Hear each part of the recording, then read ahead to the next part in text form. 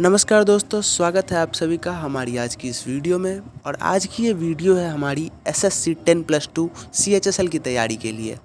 और आज से हमने ये वीडियो स्टार्ट की है और हर रोज़ ऐसी वीडियोस आएंगी जो कि आपके एसएससी सीएचएसएल 2024 की आगामी परीक्षा के लिए बहुत ही ज़्यादा ज़रूरी होने वाला है। तो बिना देरी किए हुए चलते हैं, आज की वीडियो को स्टार्ट करते हैं। वीडियो अच्छी लगे, प्रश्न अच्छे लगे तो प्लीज़ वीडियो को लाइक ज़रूर कर लीजिएगा। और हर रोज़ ऐसे महत्वपूर्ण सवालों को करने के लिए हमारे चैनल को सब्सक्राइब कर लीजिए, क्योंकि अगर आप सीएचएसएल की तैयारी कर रहे हैं तो आपको हर रोज़ previous year questions, practice set और मॉक टेस्ट इसी चैनल पे आपको देखने को मिलेंगे। और हम इस चैनल की मदद से तय करेंगे 0 से 100 तक का सफ़र, ताकि ये जो फॉर्म फिलिंग से लेकर के एग्ज़ाम तक की जो हमारी समय अवधि है उसमें हम अपनी जो तैयारी है उसको इतनी पक्की कर लें कि हमारी एक सीट सीएचएसएल में पक्की हो जाए। ठीक है, तो मैक्सिमम हमारे पास 3 महीने का समय है और इन 3 महीनों में हमें वो सारा कुछ पढ़ना है जो कि एसएससी सीएचएसएल के लिए बहुत ज़्यादा ज़रूरी है। हमें सारा कुछ नहीं पढ़ना है और ना ही 3 महीने में सारा कुछ कवर हो पाएगा। हमें सिर्फ उतना ही पढ़ना है जो कि सीएचएसएल के लिए ज़रूरी है। ठीक है, समझ रहे हैं आप? तो हम काम करेंगे 3 मंथ्स स्ट्रेटजी पे। तो इसके लिए चैनल को सब्सक्राइब कर लीजिए, जिससे कि आपको 3 महीने में अपने लक्ष्य को प्राप्ति करने के लिए मदद मिल सके। ठीक है, तो बिना देरी किए हुए चलते हैं, हमारी वीडियो को स्टार्ट करते हैं। और आज की इस वीडियो में हम जीके और जीएस के 20 ऐसे प्रश्न चुन करके लाए हैं, जिनमें से बहुत सारे प्रश्न एसएससी द्वारा पहले पूछे जा चुके हैं, बार बार रिपीटेड प्रश्न हैं, और कुछ ऐसे प्रश्न हैं जिनके आगे पूछे जाने की संभावना है। तो चलते हैं हमारे आज के पहले सवाल पे। हमारा पहला प्रश्न है, निम्नलिखित में से कौन सा ग्रह सौर मंडल के सबसे ठंडे ग्रह की श्रेणी में आता है? ए यूरेनस, बी नेपच्यून, सी बुध या फिर डी मंगल। इस प्रश्न का सही उत्तर होगा option number A Uranus. Uranus हमारे सौर मंडल के सबसे ठंडे ग्रह की श्रेणी में आता है। चलते हैं हमारे अगले प्रश्न पे। दूसरा प्रश्न है, डैश वह उपकरण है जो भूकंप की तीव्रता को मापने में मदद करता है? ए मर्केली स्केल, बी सिस्मोग्राफ, सी रिएक्टर स्केल या फिर डी उपरोक्त में से कोई नहीं। सही उत्तर होगा option number C reactor scale. Reactor scale की मदद से हम भूकंप की तीव्रता को मापते हैं। तीसरा प्रश्न है, निम्नलिखित में से कौन सा लेख शिक्षा के अधिकार से संबंधित है?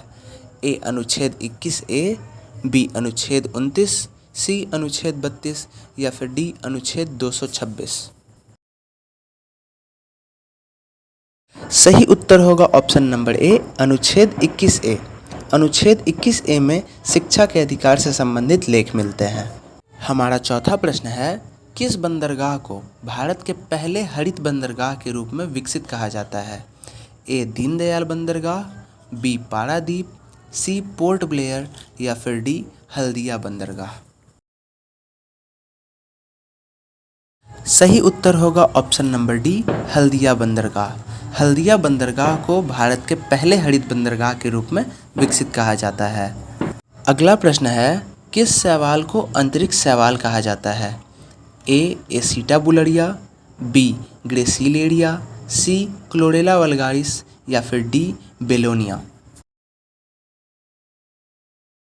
सही उत्तर होगा option number C chlorella vulgaris शैवाल को अंतरिक्ष शैवाल भी कहा जाता है।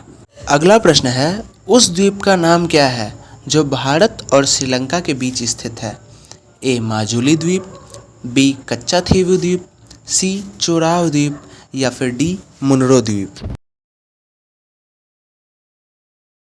सही उत्तर होगा ऑप्शन नंबर बी कच्चाथीवु द्वीप भारत और श्रीलंका के बीच स्थित है। अगला प्रश्न है, भारतीय रिजर्व बैंक आरबीआई के पहले भारतीय गवर्नर कौन है? ए सीडी देशमुख, बी सुकुमार सेन, सी अमर्त्य सेन या फिर डी सी राजगोपालाचारी। सही उत्तर होगा option number A CD Deshmukh हमारे भारतीय रिजर्व बैंक के पहले भारतीय गवर्नर हैं। हमारा अगला प्रश्न है, निम्नलिखित में से किस वर्ष मणिपुर राज्य को अपनी पूर्ण आजीविका प्राप्त होती है? ए 1 मई 1960, बी 20 फरवरी 1987, सी 26 अप्रैल 1975 या फिर डी 21 जनवरी 1972। सही उत्तर होगा ऑप्शन नंबर डी 21 जनवरी 1972। अगला प्रश्न है, कौन सा विटामिन न्यूक्लिक एसिड और लाल रक्त कोशिकाओं के निर्माण में मदद करता है? A vitamin B6, B vitamin B3, C vitamin B10 या फिर डी विटामिन B5। सही उत्तर होगा option number C vitamin B10 nucleic acid और लाल रक्त कोशिकाओं के निर्माण में मदद करता है। हमारा 10वां प्रश्न है, माध्यम के तापमान में वृद्धि ध्वनि की गति को कैसे प्रभावित करती है?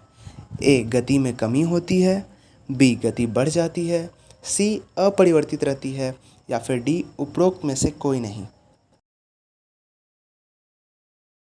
सही उत्तर होगा ऑप्शन नंबर बी, माध्यम के तापमान में वृद्धि होने से ध्वनि की गति में बढ़ोतरी होती है।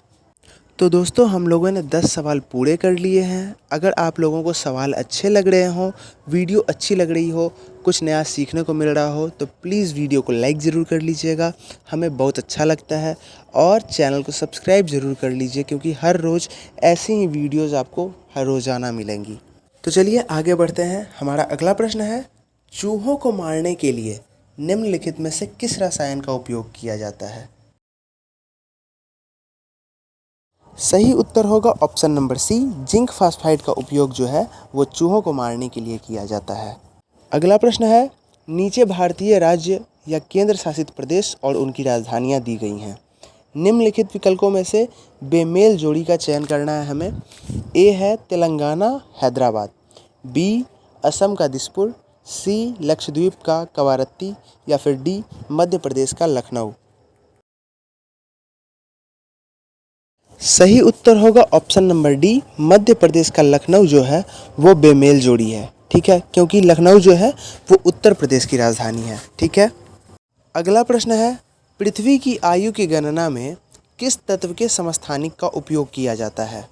A cobalt, B carbon, C sodium या फिर डी रेडियम। सही उत्तर होगा ऑप्शन नंबर बी, कार्बन का उपयोग जो है वो पृथ्वी की आयु की गणना में किया जाता है। अगला प्रश्न है, किस वायसराय को भारतीय रेलवे का जनक कहा जाता है? A Lord Dufferin, B Lord Dalhousie, C Lord Hardinge या फिर डी उपरोक्त में से कोई नहीं। सही उत्तर होगा option number B, Lord Dalhousie को भारतीय रेलवे का जनक कहा जाता है। हमारा अगला प्रश्न है, निम्नलिखित में से कौन सी चिली की मुद्रा है? ए पेसो, बी यूरो, सी डॉलर या फिर डी पाउंड। सही उत्तर होगा ऑप्शन नंबर ए, पेसो जो है वो चिली देश की मुद्रा का नाम है। हमारा अगला प्रश्न है, लखनऊ से 1857 के विद्रोह का नेता कौन है? ए तात्या तोपे, बी रानी लक्ष्मीबाई, सी नाना साहब या फिर डी बेगम हजरत महल। सही उत्तर होगा option number D, Begum Hazrat Mahal 1857 के विद्रोह के लिए लखनऊ की नेता थी। अगला प्रश्न है, थियोसोफिकल सोसाइटी की स्थापना करने वाले प्रसिद्ध नेता कौन हैं? A Swami Vivekananda, B Syed Ahmad Khan, C HP Blavatsky या फिर D Atmaram Pandurang. Right answer होगा option number C, HP Blavatsky Theosophical Society की स्थापना करने वाले प्रसिद्ध नेता हैं। अगला प्रश्न है, क्वांटम थ्योरी ऑफ रेडिएशन का आविष्कार किसने किया था? A Niels Bohr, B Planck, C Rutherford या फिर D JJ Thomson. Right answer होगा ऑप्शन नंबर बी, प्लैंक किंघई जो हैं वो क्वांटम थ्योरी ऑफ रेडिएशन के आविष्कारक हैं। हमारा अगला प्रश्न है, विश्व का सबसे बड़ा पठार कौन सा है? ए मैक्सिको का पठार, बी दक्कन का पठार, सी अरब का पठार या फिर डी तिब्बती पठार। राइट आंसर होगा ऑप्शन नंबर डी, तिब्बती पठार हमारे विश्व का सबसे बड़ा पठार है। हमारा अगला और आज की इस वीडियो का आखिरी सबसे महत्वपूर्ण प्रश्न है, निम्नलिखित तत्वों में से कौन सा तत्व हवा में एक प्रमुख अनुपात में मौजूद है? A oxygen, B nitrogen, C carbon dioxide या फिर डी आर्गन। इस प्रश्न का सही उत्तर लगभग हम सभी को पता होगा और पता होना चाहिए।